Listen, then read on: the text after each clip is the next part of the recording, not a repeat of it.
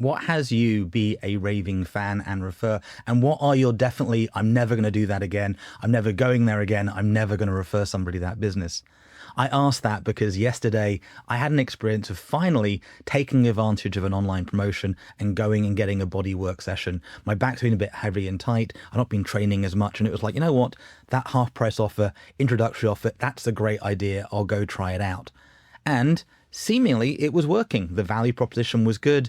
I'd known about the company for many years. I'd walked past them, but never been in. So you might think from a marketing perspective, it worked really well. They got me as a customer going into their business. When I arrived, let's just say I was not blown away. It felt like one of those waiting rooms for a strange car rental company, not a warm, inviting space. The receptionist, the person they're greeting, they were friendly, they were professional.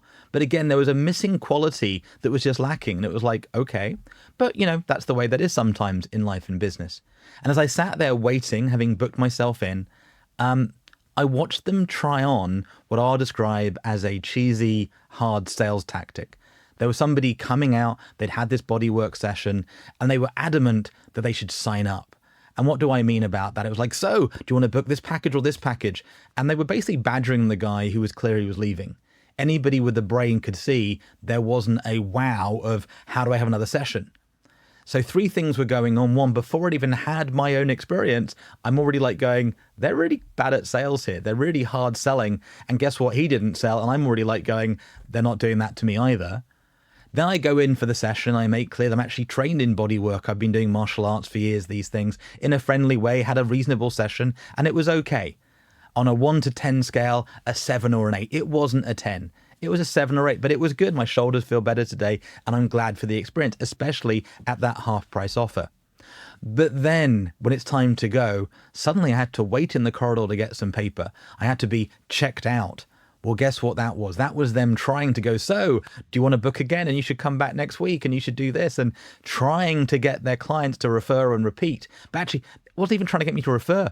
It was simply, could they get more money out of me? Could they take that sample and grow and scale it? Now, there's nothing wrong with that. You want a business to be doing that. But the way they did it left me going, I'm out. In fact, so much so that I'm almost ready sort of sharing on our network, haven't done this yet, going, I wouldn't recommend it. They're just going to do a hard sell, take the offer, but that's it. And it was really strange because I wanted to love this company. I've been doing body work and holistic health alongside my banking and business stuff for over 2.5, 3 decades now. So many people need that help. They're working on computers. I'm going to be on computers myself all day today. We need help to unwind, to stretch and release and get back into a calm state. Whether you're going for elite sport or just being elite in business, you need to have the health there. So you want these great companies.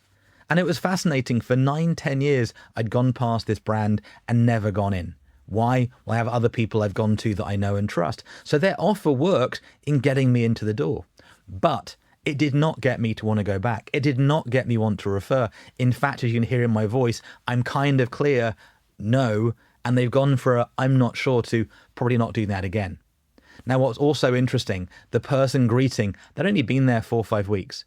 The person doing the body work, while she had a 7-year history in that, had done stuff with sports people, she'd only been there for a few months. So they've got a thing we call churn. It happens in businesses. And they say in many countries, the fish stinks from their head down. So what was going on? What was the reason for this churn? I also flagged a strange paint smell in the corridor. Now they're like, no, that's not fresh paint. But basically they hadn't aired it out. It was one of those spaces where, with the air conditioning and the rest of the heat in the UK the last few months, they need to be venting it. They need to have that fresh air in. And it's so easy to do that, guys. It's so easy to put real plants in, to put other things that make your environment conducive for people to go, wow, this is great. And I think back to my experiences with a young entrepreneur starting her bodywork business about 5 years ago. There was an offer of fresh tea. There was an offer of other things. They had the environment set. And when she started, it was her business and she was looking after it really tightly. But surprise, surprise, 2, 3 years on, the people that have doing that work tend to be going through the motions. It wasn't quite the same atmosphere.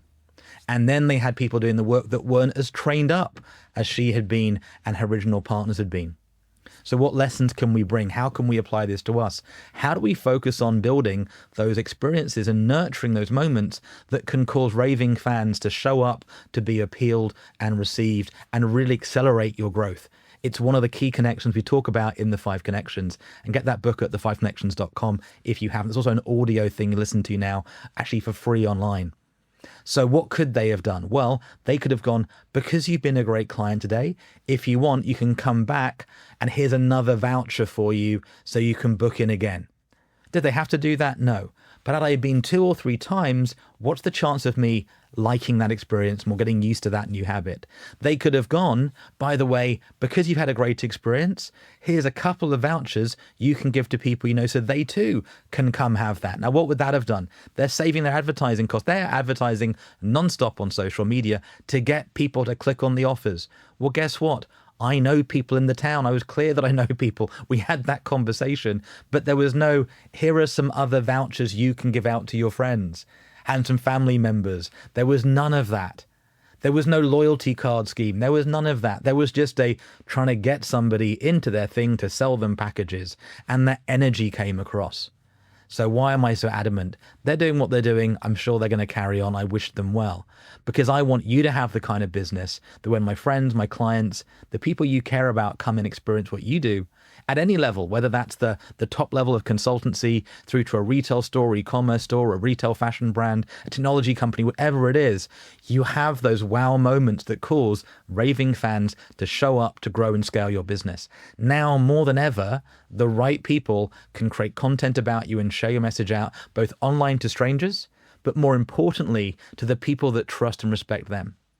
Now, it is also all too easy today to fake 50 videos, 100 videos. These technologies, these softwares out there, you can mock up some stuff in seconds now, right? You can go Google that, easily find it, search online, and see how you can create some fake testimonials, some fake images. Don't do that. One, it's actually unethical, and in some places actually illegal. But more than that, you're missing the real value, which is when people that you know are the ones raving, when they're the ones who are going to send testimonials, those endorsements, when they're out there doing that, when those people that you know and trust and can validate and your brain knows are real, then it comes across. So yes, I have used an AI to create an audiobook of the 5 Connections, but it's in my voice. Why? Because right now I haven't got the time to go invest 3 months in doing that audiobook, and I'm testing it. But I'm also transparent about it. It's not like it's me in disguise. There is value in using AI to create content, but there's also value in sharing your actual genuine perspectives.